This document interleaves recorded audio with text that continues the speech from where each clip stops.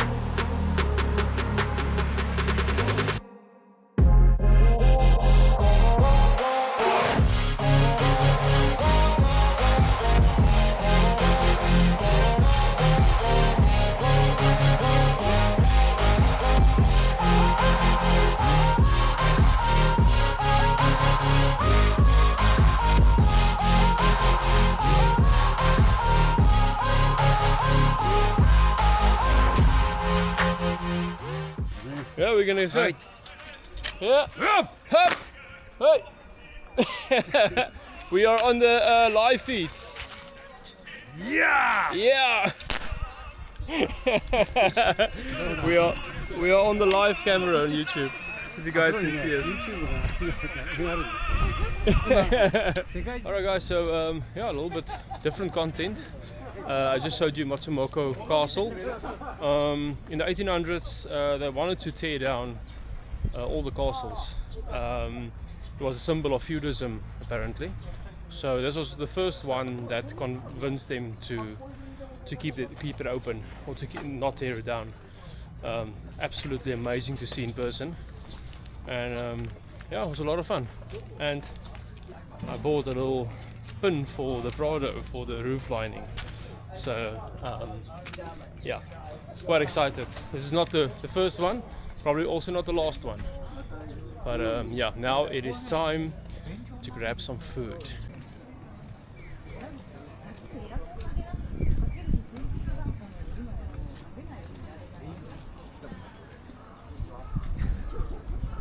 So I've been seeing Alps coffee everywhere pop up if they're talking about famous coffee in Japan, so let's give this a shot.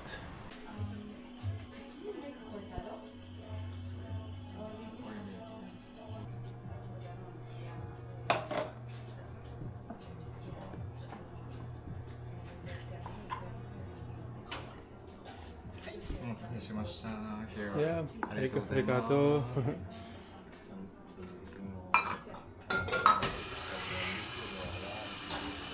Beautiful view and a very cool coffee cup from Alps Coffee. It's just a cool sticker. So look at that. Ah.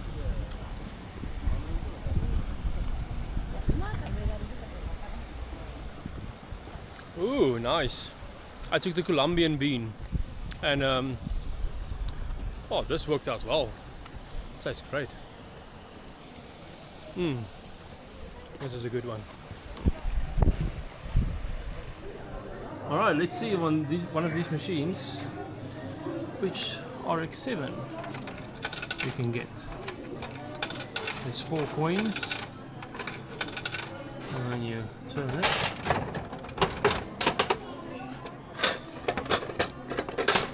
And then you just pop it open and then you pop it in here.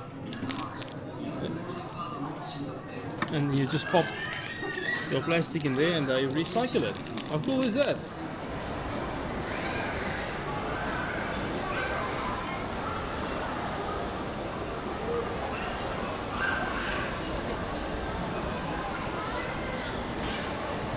Alright, now this is the food court mall. So let's grab a bite. Alright guys, so shame a old couple. They, old lady and man, they just drove into the ditch by accident, as you just seen. And how ironic is that I come to Japan and there's a possible recovery in Japan. I mean, that is, if that doesn't mean that I'm there to help, then I don't know what is. But yeah, so I got there and they didn't want me to help. But the old couple were fine with it. But the other guy that was there, it was actually, I found out their son. So he was very skeptical because they called the professionals to help.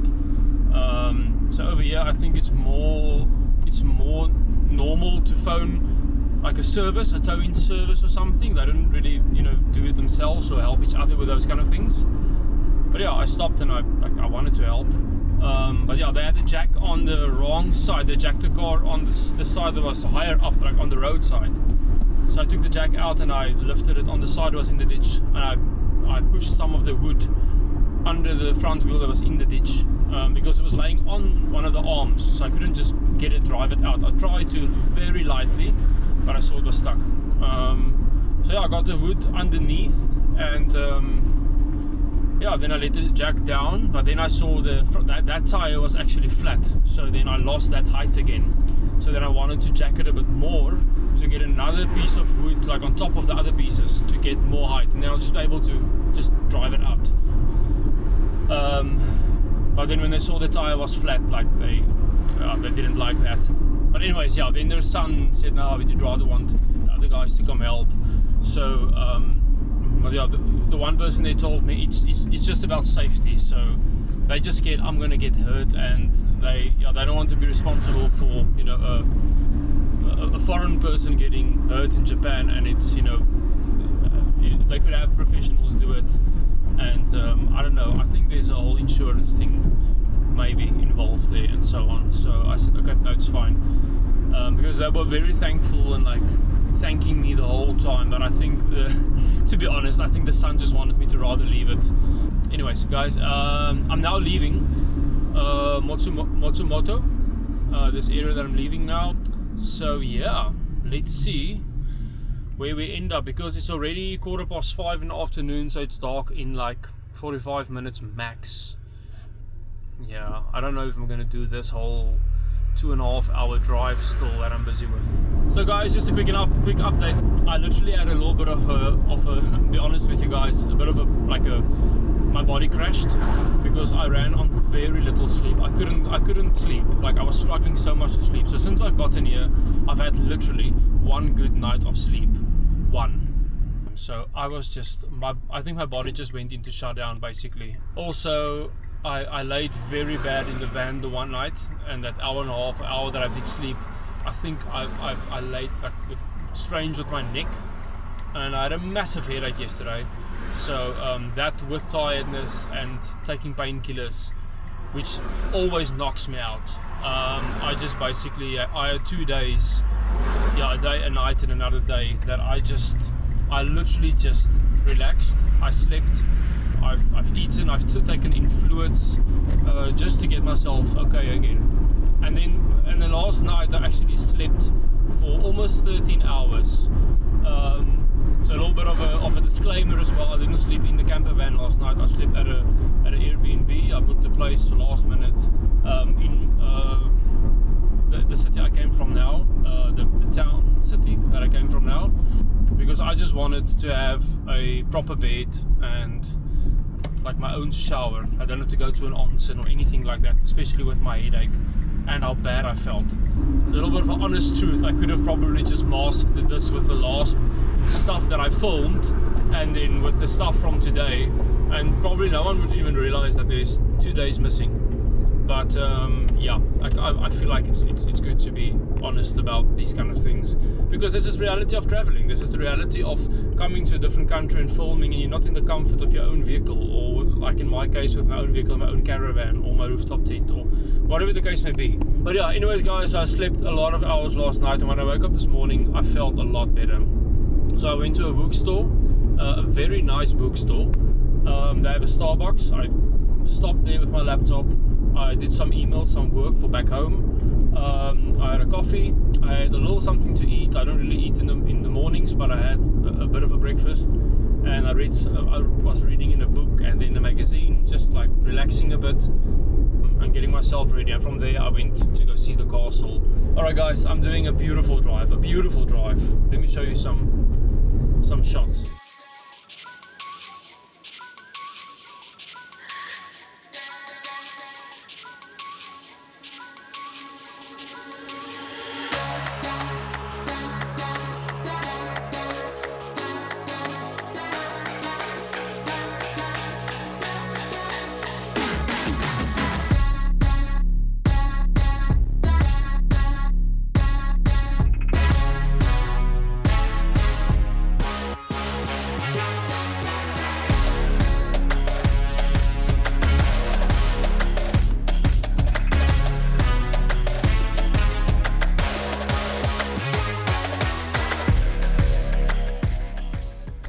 Guys, I'm driving in this little town, very little town.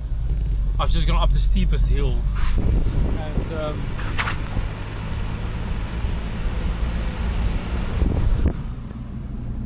I have no idea where Google Maps is taking me. It's saying that there's a road through here, and this is the way to where I'm heading, and I still have an hour and 25 minutes to go, so I still have a long way. But yeah, I'm going to like almost looks like a relatively empty place. There's houses here, but a lot of them look like they're standing empty. I'm not sure. The fact that it started raining is not helping either, but just have a look at, like right over there, there's a few lights, but it's such a small town that I came from. Yeah, I guess I'm just gonna have to trust Google on this one. Alright, we're coming into a small town now, it seems. Yeah, over there's a little bit more life going on, it seems. Well, I think Google Maps actually knows what it's doing. Guys, the Japanese don't play around with tunnels, eh? Yeah, I'm exiting the tunnel now, and as you can see, Now I'm entering the next tunnel. It's raining. Now, I don't know why there's these little breaks between, like just short little breaks. I'm assuming we're going through mountains, and that's where, you know, the valleys are, that I don't need a tunnel. I'm assuming, I can't see it, it's pitch black. But now I've been checking on Google Maps, and I've had basically 59, let's say 58 kilometers that I had to go when I entered the first tunnel. I now have 53 kilometers to go, and I'm still in a tunnel. And I've had 3 little breaks like that. So 2, and then the third one now that I filmed. So that is a few kilometers of tunneling. And I mean, we're still not done. But yeah, I see now we're getting, I think, to the end of the tunneling. But then I've got another option of a road that I can take, and it's 10 minutes slower, and it says tolls. But there's definitely a mountain pass involved if I look at it. I don't know if in the dark and wet it's maybe a good idea. It's a very, very, very windy, like switchbacky one. Here I go again. This is impressive, and it's nice tunnels as well.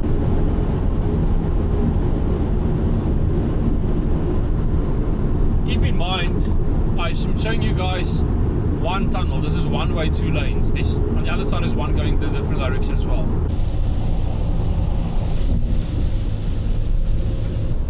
We just went over a massive bridge. I think you call it like a suspension bridge or something. Those were the pillars and the cables that running up to it, but massive. I'm pretty sure that bridge was like just a stupid height up in the air. Yeah, stuff like that freaks me out a bit. Like the bridges I came across, and that one massive one they're busy constructing. Stuff like that is just, it gives me like a little bit of a fright inside. Like, I don't know, it just scares me a bit. Those are structures that are just, I feel like it's too big to make sense. But anyways, it's clearly working. Come on, no, come on.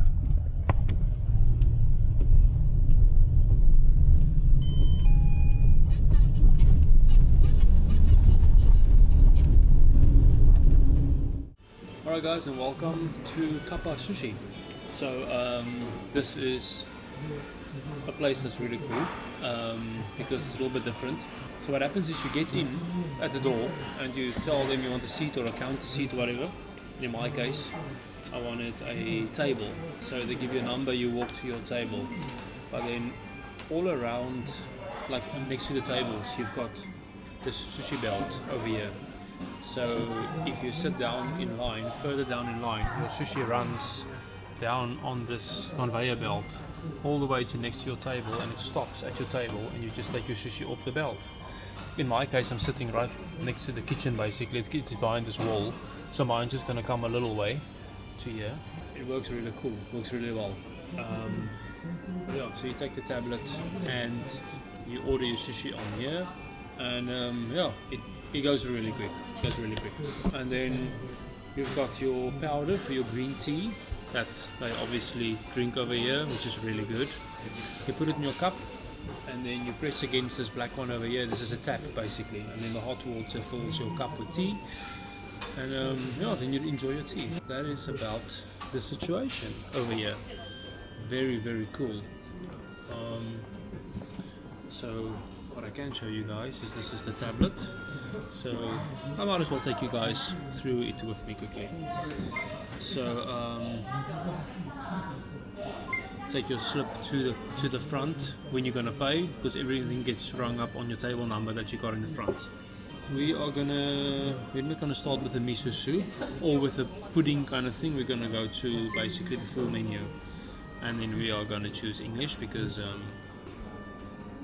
yeah, that is not so easy to read. Alright, and now we're gonna go to, let's say, to one-piece sushis, which is pretty cool. So this is basically like a nigiri with the rice and then the fish on top. So I will take a seared medium fatty tuna with salt, and I'll take a medium, no, not that one. And then I will also take, I think, a fatty salmon as well, one of those. So I'm going to say order, check it, now I'm happy with the order, confirm, and your order is placed. So now you can put your tablet back and you wait for your food. Yeah, now they will prepare your meal. Now I don't know when it's going to come out. Your tablet does tell you, but then it's coming, so it's too late to start the camera then.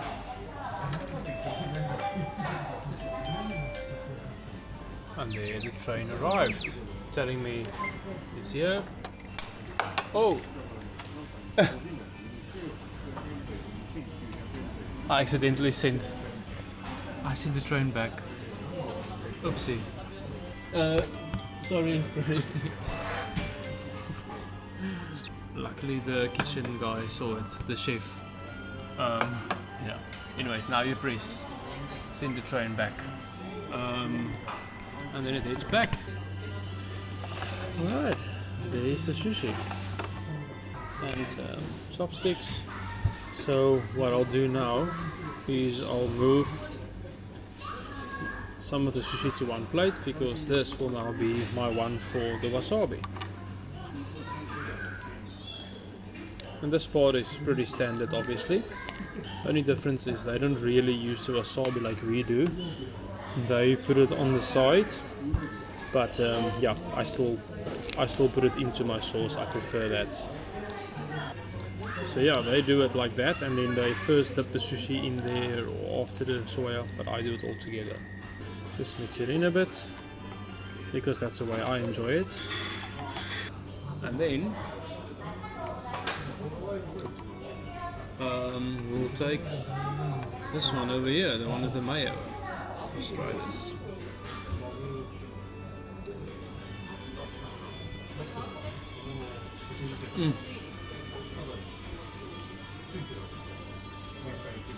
My word. So good. Oh, at the top here, you can take a little cup. So what you do then is you take the tea powder, you slide it to the opening, and then just dump some powder into your cup. Let me show you. There's the green powder. You take your cup and you press it there, and just like that, you have your tea. If that is something that you enjoy, obviously. It's really hot water coming out of there, but it's great. Oh, this is good. Right, let's have another bite. I think I'm gonna have the tuna now.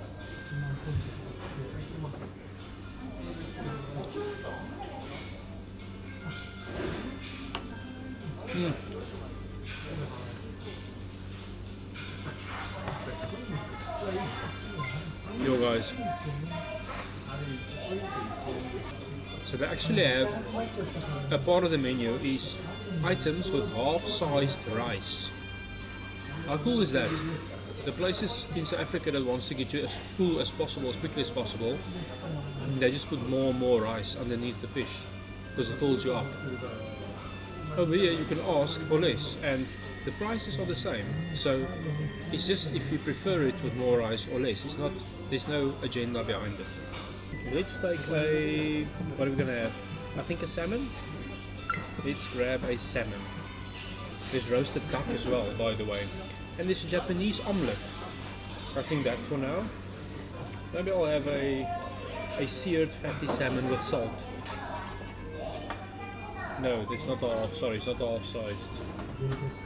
I'll have a shrimp as well. You order, you're happy with it, and you press order, and it's done. Alright, I'll show you guys what it looks like. So now guys, look at the normal ones, the normal sized, and then look at these.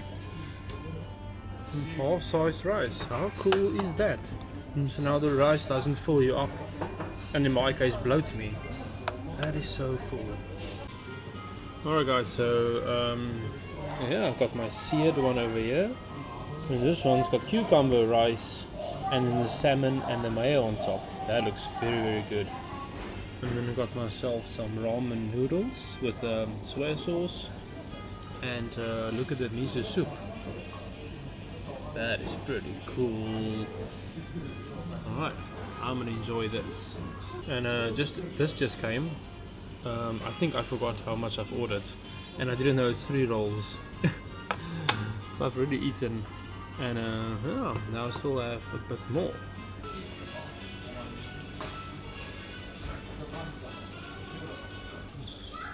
This miso soup is just, I can't explain to you guys. My word, it's good. So much flavor. Oh, it's crazy. Yo.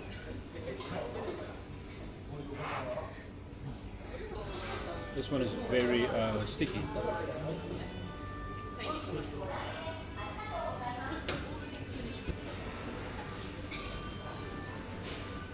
I haven't had this before. So let's see how this one is. So the seared of the cucumber with the salmon. So fresh. This is a good meal, guys. The sushi over here is just a little bit different. The whole experience is different here. So guys, I am quite full at the moment, but there's one more thing. There's one more thing that I should order here.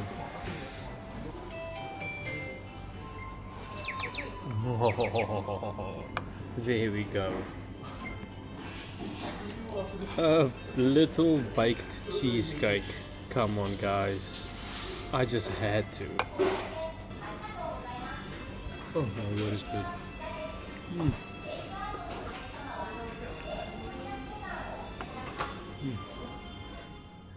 Alright, and I am done. Guys, I am so full. That last order of sushi, I didn't expect the tempura to be 3 pieces. And then I kinda, I won't say forgot about the rest, but I don't know, I don't know. I think I got lost in the moment. I just ordered. Yeah, and I didn't think it through. So I'm a little bit full. And then obviously the main thing is I had to still order the cheesecake. Which then obviously was just the final part of making myself just way too full. Anyways, guys, you saw all the food I had. No, it wasn't a all you can eat in South Africa or whatever, but very cool experience, and I've had a decent amount of food. I'm very full as I'm sitting here, and yeah, it came down to 2,285 yen, so that is 260 rand, I think, roundabout 280, roundabout there. So I don't think that's very bad. Yeah, definitely worth it in my opinion.